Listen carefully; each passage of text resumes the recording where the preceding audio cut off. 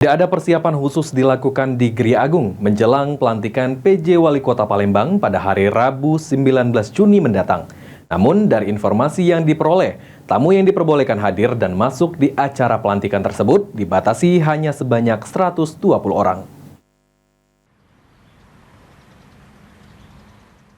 Tidak ada persiapan khusus di Gria Agung Palembang menjelang pelantikan PJ Wali Kota Palembang Uco Abdul Rauf. Dari pantauan tim PAL TV, di ruang Gria Agung yang dijadikan untuk pelantikan, telah tersusun rapi puluhan kursi tamu dan VIP yang dibungkus kain putih.